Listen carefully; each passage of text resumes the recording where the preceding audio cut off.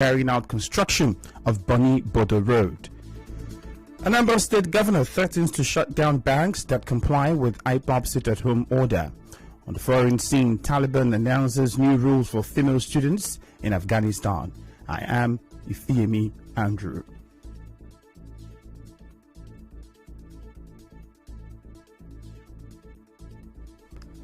The Chief Justice of Nigeria and Chairman National Judicial Council, Justice Tanko Mohammed, has directed the Judicial Service Committee of the FCT Abuja to immediately initiate disciplinary action against the Upper Area Court judge who issued direct criminal summons against the Anambra State APGA governorship candidate, Professor Chukwuma Soludo.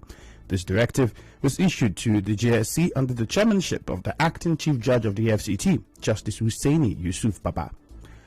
Meanwhile, Governor Nyesom Wike has promised to build a National Judicial Institute in Rivers State.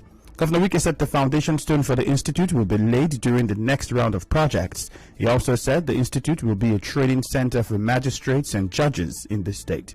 The governor said the State Executive Council will soon meet to determine the projects that will be lined up for the next phase of the inauguration and those to invite a special guest to perform the functions. Governor Wike also said a task force would be set up to check the activities of street traders in the state. He said street traders are defacing projects that were recently commissioned and those that had to be handed over to the government by contractors.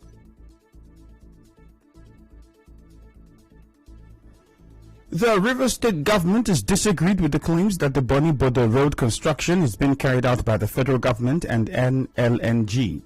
Governor Wike said he will challenge these claims in courts. He spoke at an event organized by NLNG in Port Harcourt over the weekend.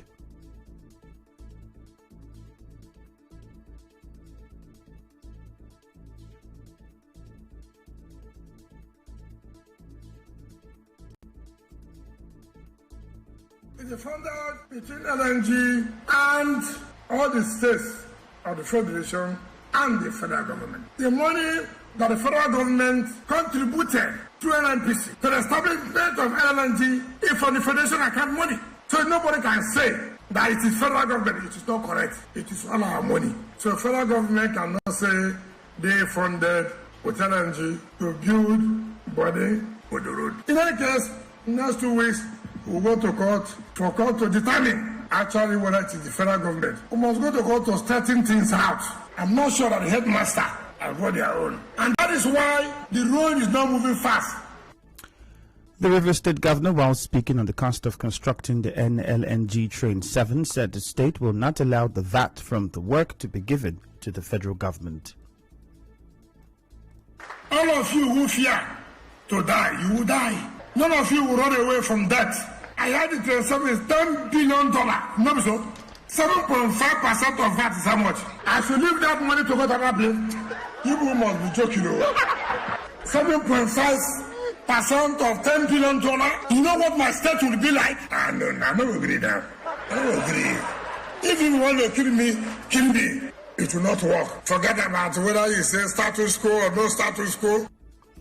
Governor Nyesom Wike also insisted that OML 11 does not belong to Shell Company. He said the Rivers State government is in the Supreme Court challenging the claims of the federal government and Shell. The MD, the country chair of Shell, Osage, you're also from Edo, even though I'm in Supreme Court with you there. The Supreme Court, I joined them because we own OML 11. Even state government owns OML 11. You know, federal government knows, but don't worry, we won't be there. We use the instrumentality of the law, and that is what is necessary in this country. Whatever is wrong, correct it through the instrumentality of the law. Bayelsa State Governor Senator Doye Diri says the international oil companies are unfair to the state by extracting oil there and paying their taxes and VAT in Lagos, where their operational headquarters are located. Governor Diri said this during the launching of the $50 million Research and Development Fund Utilization Roadmap for the oil and gas industry in Nigeria by the Nigerian Content Development and Monitoring Board, NCDMB. The governor said the state is more peaceful than many states in the country, hence it is meaningless for the oil companies to cite insecurity for relocating their headquarters to the state. Two more states, Ogun and Akwa Ibom, say they are ready to enact laws that will enable them collect the VAT in their states. This is despite the ruling by the Court of Appeal sitting in Abuja on Friday that Rivers and Lagos states, which already enacted laws to collect VAT in their states, stay action on the matter pending the determination of the appeal for a stay of execution filed before it by the FIRS. Some other states, such as Edo, Ondo, Oyo, and Taraba, say they are still studying the ruling of the Federal High Court in Port Harcourt on the matter, while Delta State says it is consulting before it will take a position on the issue. Governor Nyesom Wike says he will not withdraw the lawsuits against the national chairman of the PDP, Uche Secondus, because he does not trust the chairman to honor agreements.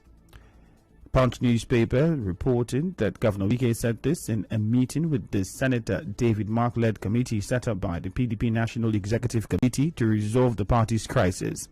The report says the bid by Secondus to seek re-election and Governor Wike's determination to stop him is set to be the genesis of the party's crisis.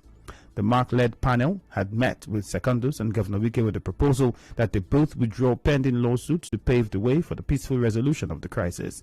While Secondus agreed to withdraw on the condition that the other party does the same, Governor Wike insisted on going ahead with his. The report submitted by the Mark-led committee quoted Governor Wike as insisting that the court cases instituted would not be withdrawn because of the lack of confidence in the other party to keep agreement. It was contained in the report submitted by the committee to the party's NEC at its 93rd meeting in Abuja on Thursday. Officials of the Rivers State Waste Management Agency, RIWAMA, have arrested some scavengers in Port Harcourt for flouting sanitation rules in the state. The scavengers who operate at various dump sites were arrested for opening bagged waste, thereby littering the roads. Meanwhile, some residents of Port Harcourt have expressed concern over the ban on dumping of waste on the median of roads by RIWAMA. Those who spoke to our correspondent complained that they no longer have a place to dump their waste. Where are we going to dump our refuse? Is it inside our room or inside our street? Where are we going to dump our refuse? Government should make a place that the masses will dump their refuse. We're supposed to provide the we're supposed to provide them before they announce them out. As it stands now, they don't get where they fit dump the dustbins except there. The refuse on the roadside feel very bad, but I don't have any option. Waiting for the RIWAMA to provide for us a better site to dump waste. As we never see the thing now, so for now, the thing never there. So how people go take the thing now, that be the issue. No government provides where we go put the thing for us. Now there's nowhere to dump dirt, and the dirt will just be hitting and hitting. And this dirt now can even cause diseases for us. So it's going to affect people, so they should just do something about it. Our correspondent who went around Ozoba, Rumusi and Choba axis of the East-West Road reports that there are no receptacles for the dumping of refuse. Recall that RIWAMA banned the dumping of waste on the median of roads and set up a task force to enforce the order and arrest defaulters. Governor Godwin Obaseki has vowed to bar people who are yet to take COVID-19 vaccine from having access to public places in the state despite a court order against the plan. Recall that the state government had announced plans to make it compulsory for residents to take COVID-19 vaccine and present proof before accessing public places from this week. Mr. Obaseki, at a news briefing in Benin last week, threatened to impose a lockdown in the state if residents fail to heed to his administration's directive and comply with COVID-19 protocols in order to halt the spread of the Delta variant of the virus. Meanwhile, Nigeria recorded 365 new cases of COVID-19. Lagos State recorded the highest number of cases with 209. Rivers State recorded 16 cases. Edo recorded no case at all.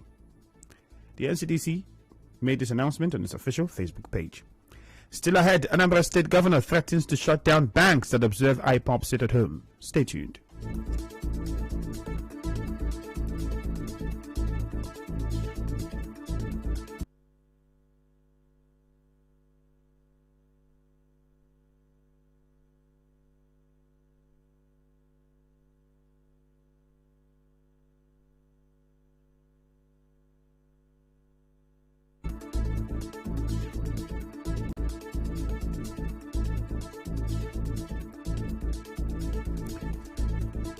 Anambra State Governor Willie Obiano has warned that any bank operating in the state that fails to open for services today, 13 September 2021, will be closed for 1 week. The governor has further warned that if such banks fail to open for the second consecutive week, they will be shut down permanently.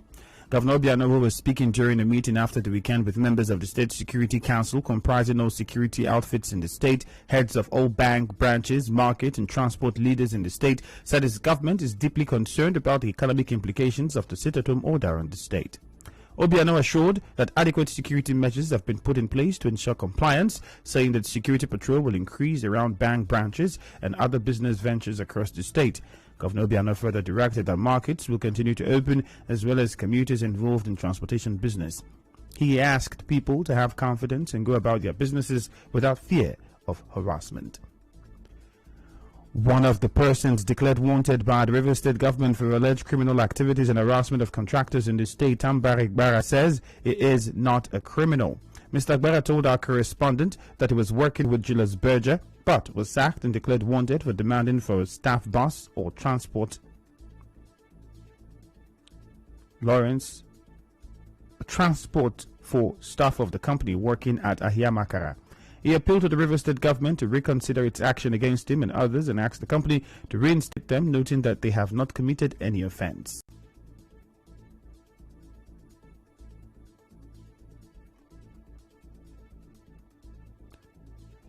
Also, another person declared wanted, Chiboso Glory Ejuku, also said that he was a former staff of Julius Berger. One Victor Chukwu has accused Nigeria Security and Civil Defense Corps River State Command for illegally detaining his friend John Jamiu for more than a week without giving reasons for his arrest. Mr. Chukwu told our correspondent that the civil defense men who refused to release his friend have also threatened to arrest him.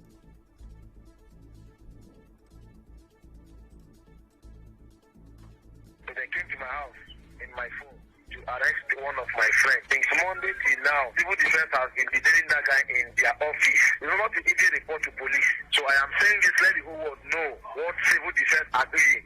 I reported to the police. At Moscow Road, where I do train, the police machine came. So even the inspector lead me to that place. So they say the boy is not there, nobody like that. Nobody like that. I said, after everything, the people that all normally go there to give him food went in and saw him there, also give him food. So they are asking me to come. But I don't know why they are asking for my presence. Mr. Victor Chukwu said it was a domestic issue between his sister and her neighbor and regretted that the NCDC official will allow themselves to be used to intimidate civilians. When my sister called me that she was having a problem with the neighbor, so I went there with a friend called Jamie John to see if what he told me is truth. So when I get there, I saw something. The people that were fighting with her, 2 boys and other girls, they ran away, they ran into their house and locked to protect her. I didn't have it happen, and this is the second time. So they were inside calling their mom should come, that they see this lady have called people to come and kill them. Unfortunately, the woman came with the civil defense where the problem was happening. Correspondent Shebiruwai reports that the spokesman of the NSCDC, Oguntoase Michael, is yet to respond to messages sent to him regarding the matter. The family of Umu Amadi Umuwantu in Umuechem community, Eche local government area, have raised an alarm over alleged encroachment of about 10,000 plots of land by the families of Umuazom and Umudaka in Abara community. The eldest man in Muhammadi Umuawantu family, Elder Jacob, Sunday, in an interview with newsmen, alleged that the families of Umuazom and Umuadaka in Abara are using land grabbers to forcefully take over their family land. He urged the general public against transacting any business with anyone to purchase land from the Umuamadi Umuawantu family plots of land. The community Umuazom and Umuadaka in Abara, they encroach in our own farmland. This land belongs to Umuamadi family, Umuawantu. We are telling the general public that anybody dealing with the Umazom and Umudaka to buy land from them, desist from doing so. That land belongs to Umamadi family in Umuawantu, in Umechem. The second-in-command, Elder Raymond Amechi, advised the land grabbers to stay away from the land belonging to the Umuamadi Umawantu family, insisting that no part of the land had been ceded to any individual, group, or association. The land which belongs to Umuamadi family in Umuwantu, Umechemeche, the Umazom family and the Umodaka in Abara encroached into that land. We are taking the general public for them to desist from the encroachment. Mostly those grabbers and those intending to buy land from them should desist from entering into that land. The land belongs to Umuamadi. Abra themselves, they know that the land belongs to Umuamadi. On his part, Chief of Umuamadi Umuwantu family in Umuechem community, Chief Bartholomew Onwuli, called on the government and relevant agencies to intervene and save them from the activities of land grabbers. They should go away. The grabbers should also go away. Let them stop so that there will be peace. We don't want what they are doing now. We don't want to hear it again. And that is why we want to let the public know that what they are doing is very bad. Let them stop it. In business, the Nigerian Liquefied Natural Gas (NLNG) over the weekend has organized a farewell program to its outgone MD CEO Tony Atta and reception for the new MD CEO Philip Mshebila. Speaking at the dinner party of the program, Governor Nyesom Wike, commended Atta for changing the narratives about IOCs operating in the state, announced that the outgone MD CEO will be conferred with the second highest honor of the state. For people like us who continue to talk about you, you have made me to believe that, yes, we have different impression about IOCs and the rest, but there are people who can say, look, no, it is not correct. You stood firm, or as you have left, NLNG will never forget you. Bonnie, the Amanamov, Bonnie will never forget you. River State will not have done well. But the powers conferred on me, the next award, by law, we are going to get the second highest honor as far as River State is concerned. On his part, Governor of Edo State Godwin Obaseki spoke on the impact of Tony Atta's managerial skills for moving forward the organization. If not for the support he has received from his board, I'm sure he may not have received the level of support to execute the way he has done over the last 5 years. He had worked in Bonny. I'm sure that in the Royal Majesty, the King of Bonny, and his chiefs and the community did not support Tony and the corporation, we will not be celebrating his successes here tonight. And so for me, I want to say thank you for helping us let this gem, Tony, to shine. Also, the celebrant, Tony Atta, who has handed over the keys of NLNG to the new MD, spoke on his 5-year journey in the organization. I must continue to just reminisce in the 5 years that have gone by, but I'm so pleased at what we've been able to achieve together as one family, as one company, in our transformational journey. And that journey to excellence, as we say, there is no target point for excellence. But then we stayed on the journey to excellence. And Mr. Chairman, with your permission, I will hand the key as the mantle of leadership of this great company to the new MD and CEO, Dr. Philip Mshebila.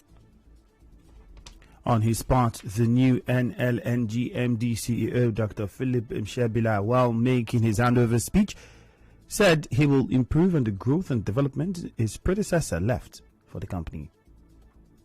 As Tony said, it's not the first time that I'm succeeding him. And the last time it was this. The reason we're here is because it is incumbent on us to celebrate an outstanding leader who has accomplished many significant feats. And these feats translate not just into personal achievements, but things that are of huge economic value, both for our nation and for all of our stakeholders. An outstanding leader who, for the 5 years that he was MD of NLNG, also led an equally outstanding company. Our correspondent reports that the program took place at the NLNG headquarters in Port Harcourt, and captains of industry, staff of NLNG, security agents, the government recognized traditional rulers, members of the NLNG board, lawmakers, among other dignitaries, attended the event.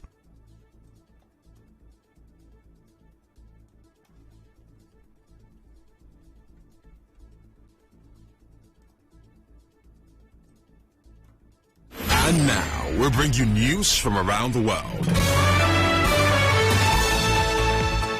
The Taliban has said Afghanistan universities will be segregated by gender and a new dress code will be introduced. Higher Education Minister Abdul Baki Haqqani indicated that women would be allowed to study but not alongside men. He also announced a review of the subjects students would be taught.